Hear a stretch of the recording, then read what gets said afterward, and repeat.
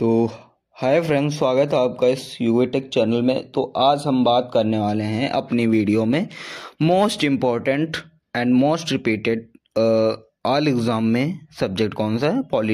Polity के बारे में आज हम बात करने वाले हैं। इससे related most important facts, question related images and MCQ related question, बाकी का लाइनर एंड एक वन टॉपिक भी इस वीडियो में पढ़ने वाले हैं। तो आपको स्क्रीन पे दिख रहा होगा कि आज की वीडियो में हम पढ़ने क्या वाले हैं। हमारा जो टॉपिक है वो है अनुसूची। ठीक है, तो हम आज की वीडियो में अनुसूची पढ़ने वाले हैं।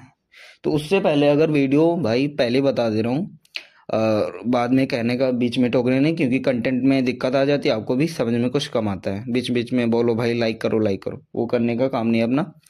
तो सिंपली से आपको वीडियो अगर अच्छी लगती है तो लाइक कर देना, एंड किसी दोस्त को नीड है और किसी को आपको लगता है कि शेयर करना है तो प्लीज़ शेयर कर देना। एंड कोई डाउट या पीडीएफ ना मिलने में कोई चीज़ आती है तो कमेंट कर देना। और अगर आप दिल्ली पुलिस जैसे कि सीजीएल एंड बाकी का जितने एग्ज़ाम में कंप्यूटर टॉपिक्स आता है तो आपको इसी चैनल पे बढ़िया सा कंटेंट मिल जाएगा। अगर कंटेंट देख के अच्छा ना लगे फिर भी कमेंट करना है या कमेंट करना ही नहीं, ठीक है। तो चलते हैं, आज की वीडियो स्टार्ट करते हैं और वीडियो को अपने कंटेंट पढ़ते हैं। तो हमारा वीडियो आज होने वाला है पॉलिटी रिलेटेड। तो फर्स्ट पेन तो ले लिए, पेन का कलर चेंज कर दें। चलो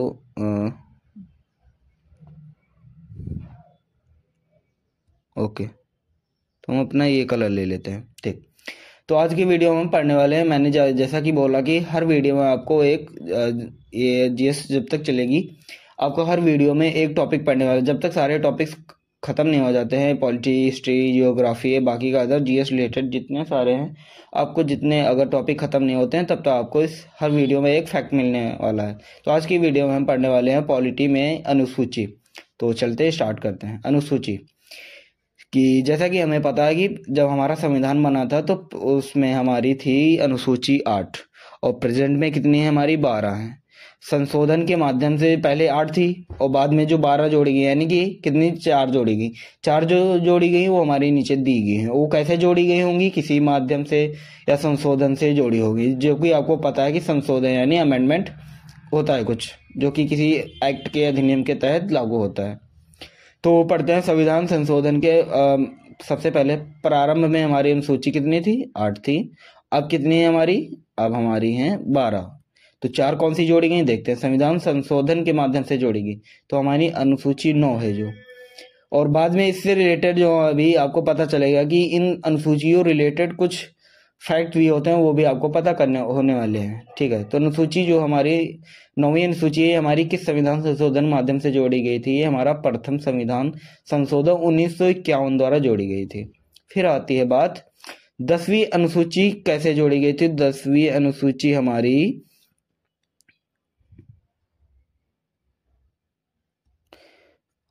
10वीं अनुसूची हमारी 52वां संविधान संशोधन 1985 द्वारा जोड़ी गई। कभी कभी क्वेश्चन आ जाता है कि 10वीं सूची हमारी कैसे जोड़ी गई, तो कभी आ जाता है कि ऑप्शन 52वां संविधान संशोधन 1983 या 82 या 86। तो इसमें आपको मेन जो चीज देखनी है वो ईयर कौन सा है, किस माध्यम से, यानी 1985 52वां संविधान संशोधन 1985 द्वारा जोड़ी गई है। तो ये हमें याद करना है। फिर आती है 11वीं अनुसूची, ये कैसे जोड़ेगी? ये हमारा 73वां संविधान संशोधन 1992 द्वारा जोड़ी गई। ओके, फिर आती है हमारी 12वीं अनुसूची लास्ट 74वें संविधान संशोधन 1992 द्वारा जोड़ी गई। ये हमें ट्रिक याद हो गई कि जो हमारी 11वीं अनुसूची है और हमारी 12वीं अनुसूची है, ये दोनों हमारी 1952 में जोड़ी गई, बट 73वां और 74वां संविधान संशोधन द्वारा। ये हमारी अनुसूची होगी। अब फिर अनुसूची को हम डिटेल में पढ़ते हैं। फिर आती है हमारी सबसे पहले अनुसूची जो है वो रिलेटेड करती है राज्य एवं संघ शासित प्रदेश से, यानी कि इसमें जो हमारा काम होगा या फिर कोई चीज लेखा पढ़ी या कोई भी काम होता है वो हमारी अनुसूची 1 के तहत आता है, राज्य एवं संघ शासित प्रदेश।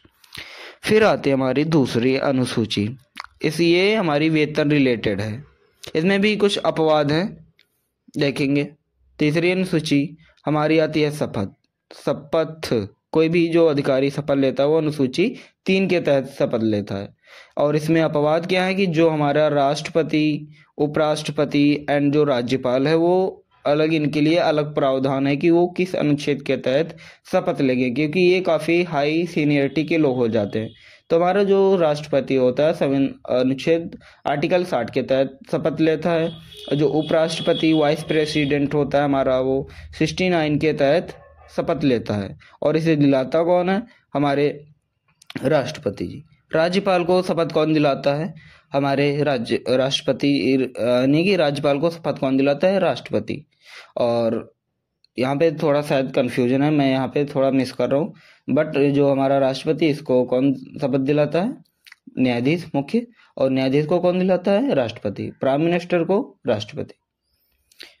इसमें इन दोनों में उपराज्यपाल और राज्यपाल, इनको हम देख के आपको बताते हैं कि इनको कौन शपथ दिलाता है। फिर आती है हमारी चौथी अनुसूची, राज्यसभा की सीटों का बंटवारा जो होता है, जो कि कितनी है? 543, या कमेंट करके बताओ आप, आपके जिस स्टेट से या फिर जहाँ पे आप रहते हो वहाँ की लोकसभा सीटें या राज्यसभा सीटें कितनी हैं, ठीक है? तो आपको ये बताना है। फिर आती है हमारी 5वीं अनुसूची, ये हमारी SC यानी शेड्यूल कास्ट, अनुसूचित जाति, शेड्यूल ट्राइब यानी अनुसूचित जनजाति रिलेटेड है। फिर आती है हमारी 6ठी अनुसूची, पूर्वोत्तर राज्य, जैसे कि यहाँ भी SC ST रिलेटेड है, असम, मेघालय, त्रिपुरा, मिजोरम में। फिर आती है हमारी 7वीं अनुसूची, ये किससे रिलेटेड है? शक्ति का बंटवारा, यानी कि संघ सूची, राज्य सूची एंड समवर्ती सूची। एक और अवशिष्ट सूची होती है, वो कि उसका जो 3 ही इंपॉर्टेंट चीजें हैं। संघ सूची केंद्र सरकार राज्य बनाती है, संसद बनाती है। राज्य में राज्यसभा कानून बनाती है। पर जो समवर्ती सूची है वो संसद और राज्यसभा दोनों कानून बनाती है, यानी केंद्र सरकार, राज्य सरकार दोनों कानून बनाती है। बट अपवाद या कोई चीज में दिक्कत या कोई भी किसी चीज समस्या आती है तो हमारी केंद्र सरकार द्वारा बनाया कानून मान्य होता है। फिर आती है हमारी 8वीं अनुसूची, इसमें भाषा रिलेटेड है कि कौन सी भाषा किसी स्टेट की है और ये भाषा कब जोड़ी गई, और कौन सी भाषा लास्ट थी, 22वीं कौन थी, जो कि हम जानते हैं कि हमारे मूल संविधान में 14 भाषाएं थी। उसके बाद हमारी कोकड़ी जो कि गोवा की भाषा है वो जोड़ी गई। फिर आती है हमारी मणिपुरी, इम्फाली, मैथिली, संथाली, ये जोड़ी गई। फिर आती है हमारी इसी प्रकार से 19वीं, 21वीं, 22वीं जोड़ी गई। प्रेजेंट टाइम में हमारे संविधान में 22 भाषाओं का उल्लेख है। इनको वर्णन मैंने जो कोई बोला था, आज अनुसूचियों की बात करेंगे, फिर अगले टॉपिक में हम भाषा की बात कर लेंगे कि इसमें ये कौन कौन से संविधान से कौन कौन सी भाषा जोड़ी गई हैं। फिर आती है हमारी 9वीं अनुसूची, इसमें जो भूमि सुधार मिशन चालू हुआ तो ये उससे रिलेटेड है। फिर आती है हमारी 10वीं अनुसूची, ये हमारे दल बदल कानून रिलेटेड है, जो कि आपको अगर पॉलिटी पढ़ा है तो आपको पता होगा, नहीं पढ़ा है तो आगे चल के आपको नॉलेज मिलने वाला है इसी प्लेटफॉर्म पे। फिर आती है 11वीं अनुसूची, ये पंचायत रिलेटेड संबंधित है। कमेंट करके ये बताओ कि पंचायत में कितने सब्जेक्ट या विषय जोड़े गए हैं। फिर आती है 12वीं अनुसूची, नगर पालिका में कितने विषय जोड़े गए वो भी कमेंट करके बताओ। आई थिंक पंचायत में 19 विषय जोड़े गए और नगर पालिका में 18 विषय जोड़े गए, ठीक है। अगर कोई डाउट या फिर हम मुझसे कुछ मुझे डाउट आई थिंक नहीं है, 80% श्योर है, अगर कोई गलती होती है तो प्लीज़ कमेंट करके बता देना कि इसमें इतने विषय हैं। अब चलते हैं, हमारी आज की वो टॉपिक हमारा यहाँ पे कंप्लीट हुआ। अब चलते हैं अपने MCQ के क्वेश्चन पे। तो हमारा पहला क्वेश्चन आ जाता है, भारत में पंचायती राज की स्थापना किसने की थी? भारत में पंचायती राज की स्थापना किसने की थी? तो हमारे जवाहरलाल नेहरू जी ने की थी। ऑप्शन इज राइट हो जाएगा, ये हमारे जवाहरलाल नेहरू जी। फिर आता है भारत के नियंत्रण एवं महालेखा परीक्षक यानी कि कंप्ट्रोलर अटॉर्नी जनरल की अधिकतम आयु कितनी सीमा होती है? कितनी सीमा होती है? तो हमारी 62 वर्ष होती है। बी ऑप्शन इज राइट हो जाएगा। फिर आती है, निम्नलिखित में से कौन भारत के राष्ट्रपति का कार्य नहीं करता है?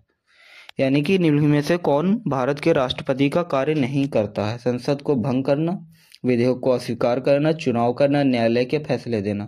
तो हमारा राइट ऑप्शन डी है, न्यायालय के फैसले देना राष्ट्रपति का कार्य नहीं है। फिर आता है भारत में लोकसभा चुनाव किस प्रणाली के तहत होते हैं? किस प्रणाली के तहत होते हैं? तो हमारा राइट ऑप्शन बी हो जाएगा, first A fast the post, यानी कि FPTP कोई प्रणाली होती है, उसी के तहत हमारे लोकसभा चुनाव होते हैं। यहाँ पे पता नहीं जूम होगा कि नहीं, देखते हैं। हाँ, जूम हो जाएगा आई थिंक। यहाँ पे हमारा सारी चीज़ें दी हुई हैं। इनके जो प्रणाली है इनके तहत दी हुई है कि united passive alliance, communist parties and, ये क्या लिखा हुआ है, महागठबंधन, अदर पार्टीज, ये सारी हमारी पार्टीज, इसी रिलेटेड क्वेश्चन ये हमारी हो जाती है। फिर नेक्स्ट पे चलते हैं। संविधान के किस अनुच्छेद के तहत राज्य नीति के निदेशक तत्व निर्धारित हैं? यानी DPSP किससे रिलेटेड है? तो हमारी सी ऑप्शन इज राइट हो जाता है, आर्टिकल 36 से 51। फिर हमारा नेक्स्ट ऑप्शन आ जाता है राज्य के नीति निदेशक, तो यानी DPSP, इसका इंग्लिश में या शॉर्ट फॉर्म में हो जाता है। फिर आता है न्यायपालिका की स्वतंत्रता भारतीय संविधान की कौन सी विशेषता है? तो कौन सी विशेषता है? राइट ऑप्शन सी हो जाता है, न्यायाधीशों की स्वतंत्रता और संरक्षण, न्यायपालिका। फिर आता है हमारा नगर पालिका से वंचित करने के कौन से तरीके हैं? तो कौन से तरीके हैं? उपयुक्त सभी, स्वैच्छिक त्याग, सॉरी मैंने नगर पालिका पढ़ लिया। यही आपको मिस्टेक वहाँ एग्जाम में नहीं करनी है, फास्ट नहीं पढ़ना है, आपको ध्यान से पढ़ना है, ठीक है? आपको दिमाग और कहीं नहीं ले जाना है, नहीं तो आपको एग्जाम में तो दिक्कत आने वाली है, सिलेक्शन रुक सकता है। उसके बाद बात करते हैं कि नागरिकता से वंचित, यानी सिटीजनशिप से वंचित करने के, यानी कि आपको जैसे कि आपकी छीननी है, आपकी नागरिकता खत्म करनी है, तो आप कैसे, कितने तरीकों से खत्म कर सकते हैं? यानी कि आप खुद त्याग कर सकते हो, या बर्खास्त, यानी कोई दिक्कत, आप गलती करते हो या फिर संविधान के खिलाफ जाते हो तो आपकी नागरिकता खत्म की जा सकती है। फिर आते हैं नागरिकता से वंचित करके, कोई भी गलती करते हो या फिर कोई उल्लंघन कार्य करते हो तो आपकी नागरिकता खत्म की जा सकती है। ये हमारे उपयुक्त सभी राइट ऑप्शन हो जाएगा। फिर आता है 73वां संविधान संशोधन किस वर्ष लागू हुआ था? 73वां संविधान संशोधन हमारा 1992 द्वारा लागू हुआ था, जो कि अभी मैंने पढ़ा था कि जो हमारी अनुसूची गिरवी है वो इसके तहत जोड़ी गई थी। फिर आता है भारत में, 1 मिनट, ओके। फिर आता है भारत में एकल नागरिकता प्रावधान किस देश से लिया गया है? तो किस देश से लिया गया है? हमारा एकल नागरिकता ब्रिटेन से लिया गया है, यानी कि इंग्लैंड से।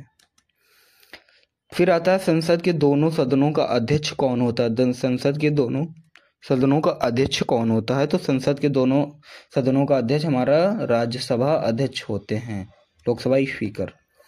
अब हमारा ये कथन बेस्ड आ गया, जो कि अब एडीक्यूटी हमारे SSC एग्जाम्स में बहुत सारे इस टाइप के क्वेश्चन पूछ रही है। बाकी का ARO रो UP PCS बाकी का UPSC लेवल के इस प्रकार के क्वेश्चन आ जाते हैं जो डिटेल्ड वाइज होते हैं। भारत का संविधान 26 जनवरी 1950 को लागू हुआ था, यस या नो? या फिर इसे 26 नवंबर 1949 को स्वीकार किया? तो राइट ऑप्शन दोनों, क्योंकि सही है, दोनों सही हैं, क्योंकि 26 जनवरी 1950 को संविधान को लागू किया गया था, और बट जो हमारा 26 नवंबर 1949 को संविधान स्वीकार किया गया था। फिर आता है संविधान सभा का गठन 1946 में किया गया था, सही है या राइट?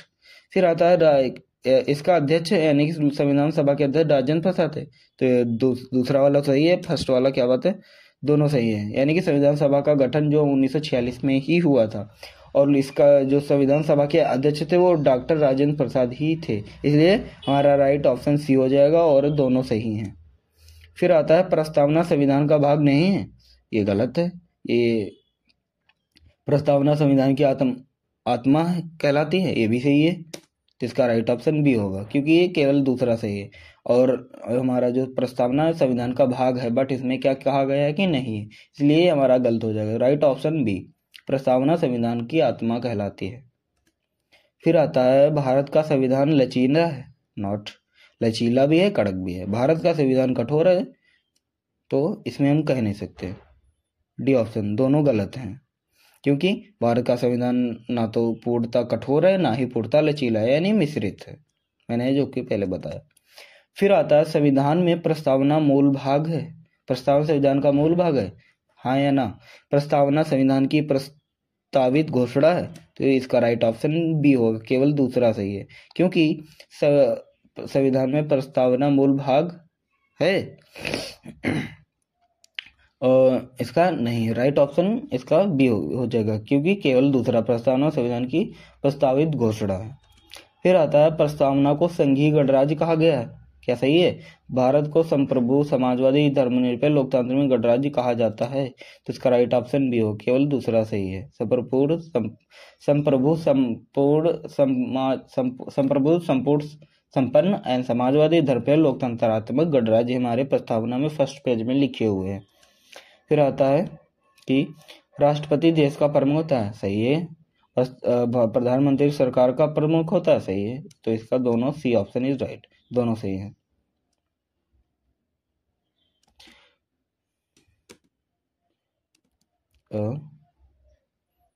ये क्वेश्चन हमारा मिस हो गया आई थिंक। ये लोकसभा जनता द्वारा चुनी जाती है या फिर राज्य का जनता द्वारा? लोकसभा जनता द्वारा चुनी जाती है, क्या सही है? या फिर राज्य जनता द्वारा चुनी जाती है? इसका राइट ऑप्शन ए था।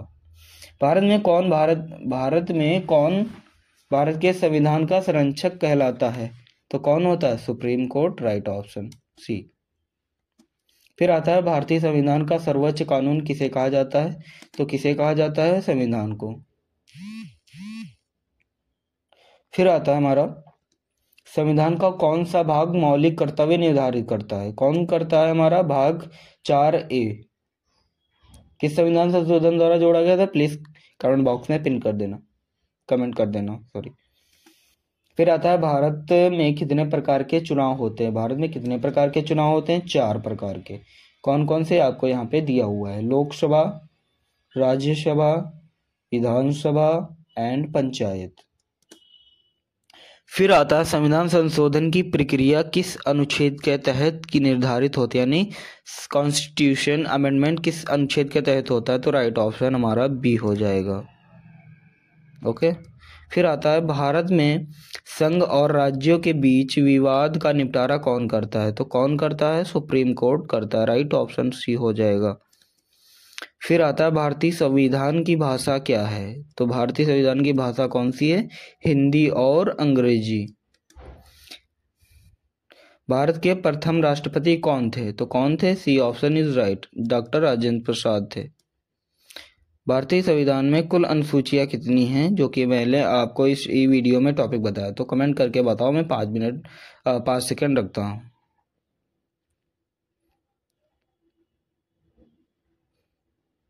इसका राइट ऑप्शन भी हो जाएगा 12। फिर आता है राज्य के सदस्यों का कार्यकाल कितना होता है? राज्यसभा के सदस्यों का कार्यकाल कितना होता है, तो हमारा 6 वर्ष होता है। यहाँ पे आपको एक्सप्लेनेशन भी दी हुई है। राज्यसभा के सदस्यों का कार्यकाल 6 साल का होता है। हर 2 साल में 1/3 यानी कि हर 2 साल में एक मतलब 3 सदस्यों में से एक सदस्य हटा दिया जाता है या रिटायर कर दिया, खाली सीट पर नया सदस्य केवल शेष कार्य के लिए चुना जाता है। ओके। फिर आता है हमारा भारत के संविधान का प्राथमिक उद्देश्य क्या है, तो क्या है? उपरोक्त सभी के लिए न्याय बराबर हो, स्वतंत्रता बराबर हो, समानता, कोई भेदभाव न हो, इसलिए डी ऑप्शन इज राइट। संविधान सभा के अध्यक्ष कौन थे, तो राजेंद्र प्रसाद जी थे, सी ऑप्शन इज राइट। फिर आता है भारत में आपातकाल की घोषणा किस अनुच्छेद के तहत होती है, किस अनुच्छेद के तहत होती है, तो राइट ऑप्शन बी 352 के तहत। फर्स्ट बार प्रधानमंत्री इंदिरा गांधी जी ने इमरजेंसी कब लागू की थी? Please comment. नहीं पता है तो प्लीज सर्च कर लेना गूगल पे। संविधान के अनुच्छेद 370 का संबंध किससे है, तो संविधान 370 का संबंध किससे है, तो बी ऑप्शन जम्मू कश्मीर के विशेष दर्जा है। तो यहाँ पे आपको इमेज में कुछ दिखाया गया है कि article 370 of the Indian constitution, इसमें दी हुई है, कुछ पॉइंट दिए हुए हैं। A temporary provision grant special status to Jammu and Kashmir. फिर लिखा है under part 21 of the Constitution of India, which deal with temporary transitional and special provisions, the state of Jammu and Kashmir has been accorded a special status under Article 370, जो कि अब हटा दिया गया है। फिर आता है संविधान सभा ने भारतीय संविधान का मसौदा तैयार किया था, हाँ या ना। फिर आता है मसौदा समिति का अध्यक्ष डॉक्टर भीमराव अंबेडकर थे, तो इसका राइट ऑप्शन हमारा हो जाएगा सी, यानी कि दोनों सही हैं कि भारतीय सभा ने भारतीय संविधान का मसौदा तैयार किया था, हाँ ये सही है। फिर आता है मसौदा समिति का अध्यक्ष डॉक्टर भीमराव अंबेडकर जी थे, ये भी सही है। प्रारूप समिति मसौदा समिति, ये दोनों सारी चीज़ें एक ही होती हैं। फिर आती है कि बात मसौदा समिति यानी प्रारूप समिति के अध्यक्ष थे भीमराव अंबेडकर। इसमें सदस्य कौन कौन से थे, तो इसमें सदस्य थे 7, भीमराव अंबेडकर को मिला के, अदर थे 6। कौन कौन थे तो आपको अगले वीडियो में टॉपिक मिल जाएगा, क्योंकि अगर हम डिटेल में पढ़ेंगे तो वीडियो हमारी काफ़ी लॉन्ग हो जाएगी, जिससे काफ़ी सारी दिक्कतें आ जाती है, हम क्वेश्चन कम ही अटेंड कर पाएंगे, क्योंकि हमारे जल्दी CHSL MTS के भी पेपर होने वाले हैं, जो कि नवंबर में ही स्टार्ट हैं। फिर आता है भारतीय संविधान की मूल संरचना का सिद्धांत सर्वोच्च न्यायालय ने प्रतिपादित किया। फिर यह सिद्धांत केवल मौलिक अधिकारों पर लागू होता है, कौन सा सही है, तो ए ऑप्शन, केवल ए सही है और दूसरा गलत है। फिर आता है भारतीय संविधान का अनुच्छेद 368 संशोधन से संबंधित है, बिल्कुल राइट है। इसे केवल संसद द्वारा संशोधित किया जा सकता है, ये भी सही है, तो इसका राइट ऑप्शन सी, दोनों सही हैं। फिर आता है अनुच्छेद 123 राष्ट्रपति को अध्यादेश जारी करने का अधिकार देता है, हाँ या ना। अध्यादेश संसद के पुनः अनुमोदन के बिना स्थायी होता है, तो इसका राइट ऑप्शन हमारा हो जाएगा ए, यानी दूसरा गलत है, केवल पहला सही है। फिर आता है संविधान में आपातकाल के 3 प्रकार वर्णित हैं, राष्ट्रीय, राज्य और वित्तीय। फिर दूसरा राज्य और वित्तीय आपातकाल समान है, तो इसका राइट ऑप्शन ए, केवल एक सही है, दूसरा गलत है। यानी कि संविधान में आपातकाल के 3 प्रकार वर्णित हैं, राष्ट्रीय, राज्य और वित्तीय। संविधान के भाग 9 में केंद्र और राज्य के संबंधों का विवरण है, हाँ या इसका राइट और रॉन्ग।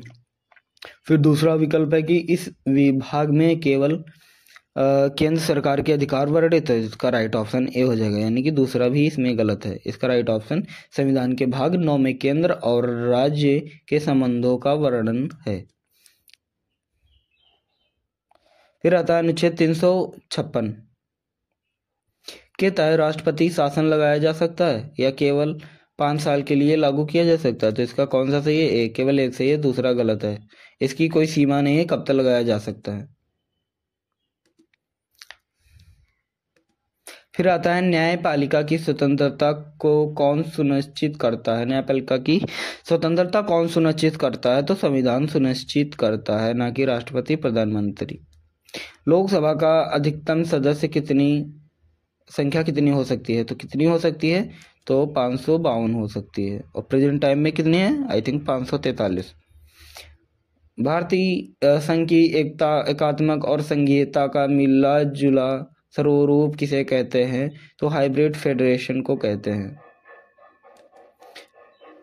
फिर था भारत में मौलिक अधिकारों की संख्या कितनी है, भारत में मौलिक अधिकारों की संख्या 8। राष्ट्रपति का कार्यकाल कितने वर्षों का होता है, तो 5 वर्षों का होता है।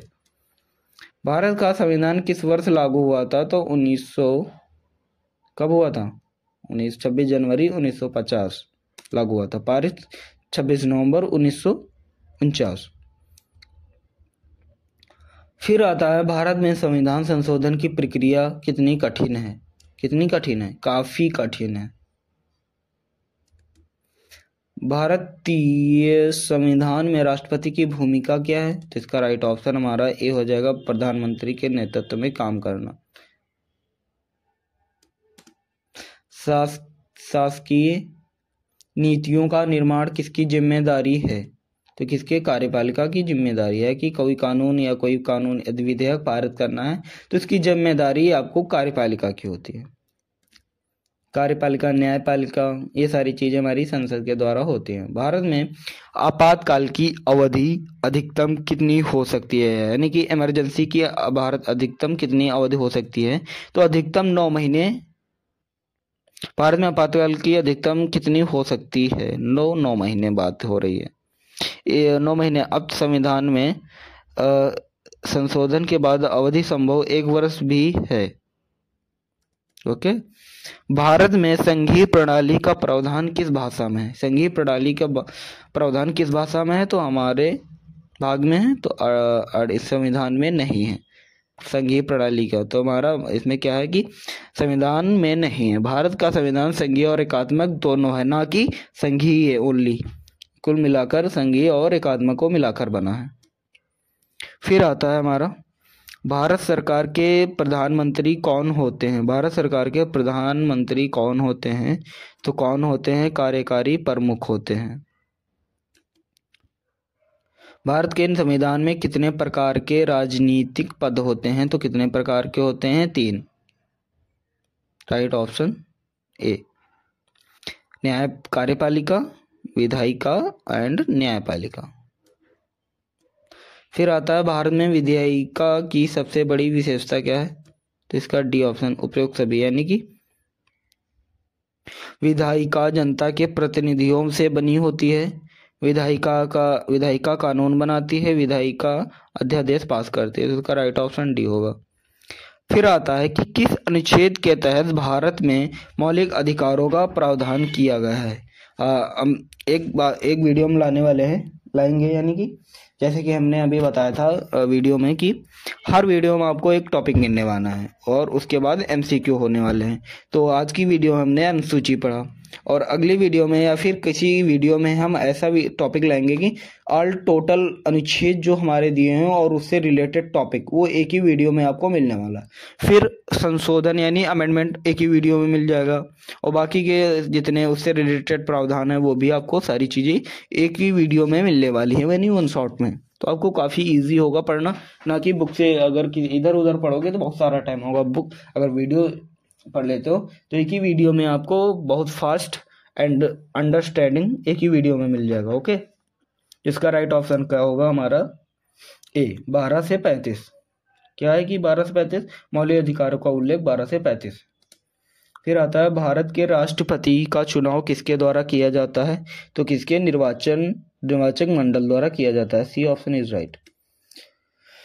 फिर आ जाता है हमारा क्वेश्चन, सर्वोच्च न्यायालय में सेवानिवृत्त की आयु 62 वर्ष है क्या? फिर उच्च न्यायालय, सर्वोच्च यानी सुप्रीम कोर्ट न्यायालय के सेवा यानी कि मुख्य न्यायाधीश की आयु 62 वर्ष होनी चाहिए। फिर हाई कोर्ट के सेवानिवृत्त की आयु 65 वर्ष होनी चाहिए। तो इसका राइट ऑप्शन है केवल एक सही है, 62 वर्ष होनी चाहिए आयु अधिकतम। भारत का सर्वोच्च न्यायालय संविधान का संरक्षक है, राइट। इसके निर्णय अंतिम और बाध्यकारी होते हैं। तो इसका राइट ऑप्शन सी, यानी दोनों सही हैं। फिर आता है, राज्यपाल राज्य की कार्यपालिका प्रमुख होता है, ये भी सही है। राज्य की नियुक्ति राज्य के मुख्यमंत्री द्वारा की जाती है, तो ये दोनों सही है। हाँ, अभी मैंने आपको बताया था कि राज्यपाल उपराष्ट्रपति में थोड़ी सी कंफ्यूजन है, तो अब ये सही हो गया कि राज्यपाल की जो नियुक्ति शपथ वो मुख्यमंत्री जी दिलाते हैं, और जो उपराष्ट्रपति उसको कौन दिलाता है? उसको लोकसभा के अध्यक्ष दिलाते हैं, लोकसभा स्पीकर। इसका राइट ऑप्शन ए हो जाएगा। फिर आता है, संसद के दोनों सदनों की बैठक का अध्यक्षता राष्ट्रपति करता है या फिर संयुक्त सत्र का अध्यक्ष लोकसभा अध्यक्ष करता है? तो इसका राइट ऑप्शन बी, केवल दूसरा सही, पहला गलत है।